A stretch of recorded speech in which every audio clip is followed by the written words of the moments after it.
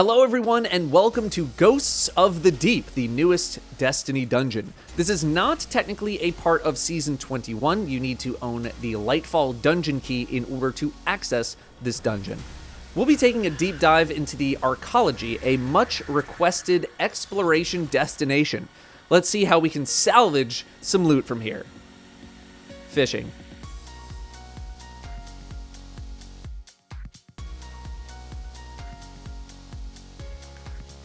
The opening encounter is where you must activate 4 hive runes at a ritual site. Make your way to the entrance of the Arcology. You'll know when you're there when you see this giant hive ritual site. When the fight starts, you will have enemies spawning behind you. One of these will be an ogre. Once killed, you will reveal the way forward. This is indicated by the green, goopy trail on the ground, which will lead you to a new group of enemies. It will sometimes lead you directly to the next destination, or sometimes will only lead you about halfway. You can look in the air for a hive rune symbol. This is where the next batch of enemies will be spawning. They will spawn when you get close. Also, be sure to memorize this hive rune symbol. This next batch of enemies will lead you to a third set of enemies, and you'll continue this process until you kill a lucent brood. Finishing the ghost that they drop will give you a buff called Vestige of Light. This lasts for 1 minute and 15 seconds, but if it runs out, you're gonna die. Hoof it back to the ritual site where there will be many enemies waiting for you.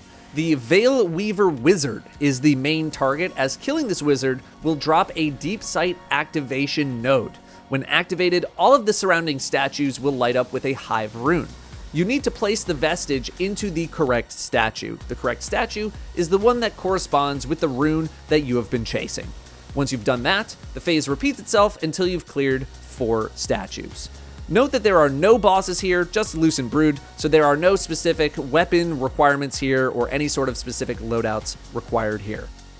The second encounter is with Ekthar, the Shield of Savathun.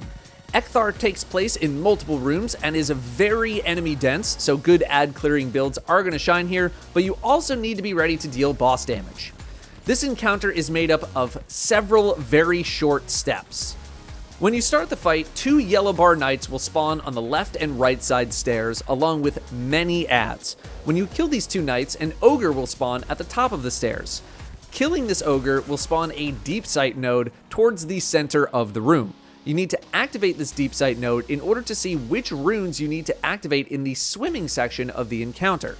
The water doorway for this part is in the middle of the room where you came up, but there are also doorways on the left and right sides of the room. If you use the middle one, be sure to go towards the edge, as the fan may just shoot you back up into the main combat room. The runes that you need to activate are located on the left and right sides of the main combat room after you activate the deep sight. They're towards the ceiling, on these hanging plates, seals, whatever you want to call them. After memorizing these 3 runes, jump into the water and start looking for the corresponding runes. The runes in the water are in the same spots every time, so it is possible to memorize where these runes are. After activating a correct rune, a lucent brood wizard will spawn in the main combat room. Finishing their ghost will buff you with a vestige, which you then need to place in one of the 3 statues located in the room. One is in the cubby in the left stairs, one is on the right stairs, and one at the top of the stairs. You cannot dunk in the same statue twice per damage phase. Each of the statues needs to be activated. You can activate all 3 runes while you're in the swimming section. You do not need to go up and down. Note that the boss will be chasing you in the water, and if you are hit, the boss deals heavy damage to your pressure resistance. There are plenty of air bubbles down here though, so this shouldn't be a huge concern. Activating an incorrect rune will kill you on the spot. After all 3 wizards have been spawned and killed, and all 3 vestiges placed into the statues, the damage phase will start. A knight on the opposite side of where the statues are will spawn in. This knight drops a green pool on the ground that, when stood in, will provide a buff to damage the boss's shield. When the shield is removed, you can deal damage to the boss. Arbalest will remove this shield with 1 shot as of this video. It's not a big deal if you don't have or want to use Arbalest, as other exotics are going to be a bit more useful during the damage phase.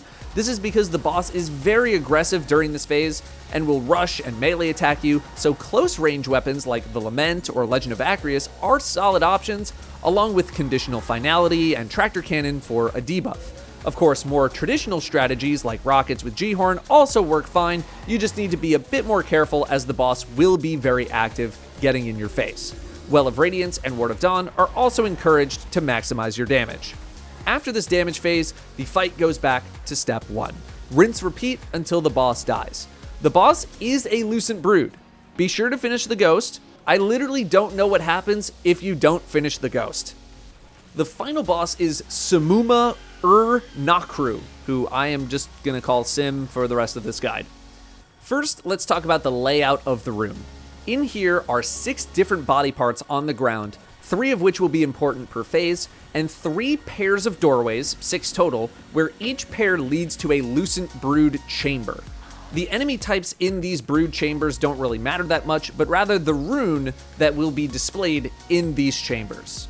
When you first start the encounter, you'll be greeted with many acolytes, a few knights, and a deep sight node that you can activate. When activated, 3 of the 6 body parts will form a triangle made of a green line. For this particular damage phase, these are the body parts that you'll be interacting with. A familiar friend, Vorlog, is a crucial part of this encounter. Each of the body parts will show a green ring on the ground when you are near them, but remember that only the ones that are labeled with the sky triangle are important. Killing Vorlog while you are in this ring will activate 2 symbols in the sky, the Taken King symbol and a circle. Vorlog does not need to be in the ring with you when you kill him. You must then visually line up the ring and the Taken King symbol with your character like so. Once you do that, a rune will appear above the body part, which correlates to a rune that you will find in one of the various Lucent Brood chambers, which are through those water doorways that I mentioned earlier.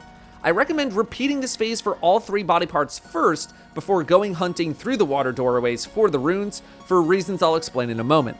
Note that Deep Sight is not needed for killing Vorlog.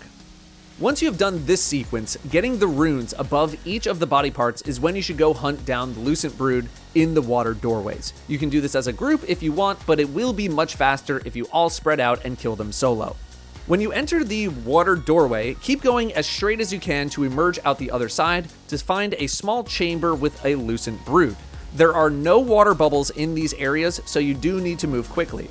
Note the rune symbol in this room, as this is the rune that you will need to plant your vestige in.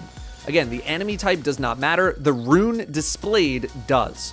After killing your Lucent Brood, don't forget the finisher, you will have the vestige of the whatever enemy type that you just killed. Exit this cave and make your way back to the main room. Find the corresponding rune that matches the one found in your Lucent Brood chamber above a body part, grab Deep Sight, and then place your vestige. You do need Deep Sight to place your vestige. Again, your vestige will kill you if your timer runs out. Also, depositing a rune in the wrong spot will cause instant death. A very important note. Once you kill your Lucent Brood for the first time, the rune in the room will disappear. It is very important that you remember which rune this is, as if you need to go back to kill your Lucent Brood again within the same damage phase, the rune will not be displayed. This may cause some confusion for first-time runs like it did for me. The rune is still the same no matter how many times you kill the Lucent Brood. It is unknown if this is a bug or part of the fight. Once everyone places their vestige, each body part will spawn a green pool, which gives you a buff to be able to damage the boss's shield. Remove the shield and start damage. The faster you remove the shield, the more likely it is you'll be able to deal more damage to the boss. The damage phase lasts a pretty decent while, so make sure you have ammo ready to go. Again, Arbalist, as of this video, will remove the shield in one hit, but again as well, you do not need someone on Arbalist to do this fight. After the damage phase is over, rinse repeat this process until the boss dies. As for damage strategies, there are many different things that you can use, including, but not limited to, linear fusions, rockets with G-Horn, Thunderlord, Sleeper Simulant, Leviathan's Breath, and more. Chances are, as long as you're using some sort of decent boss damage weapon or boss damage setup, you're going to be fine. Tractor Cannon is pretty good as well if you don't have a debuff, although you will be at a disadvantage when it comes to dealing damage. You might want to throw on a fusion or a sniper if you're doing that. And as always, wells and wards are going to be good. The exotic from the dungeon is a strand trace rifle in the kinetic slot. This trace rifle will sever targets from sustained fire, and you can also shoot a teammate for a short time to give them and yourself woven mail. Finally, here are the locations of all the collectibles in the dungeon. Getting all of them will boost your exotic drop chance. I'm just going to let these clips play, so follow along on screen. I'll be working on the solo flawless guide next, but until then, thank you very much for watching, and I'll see you next time.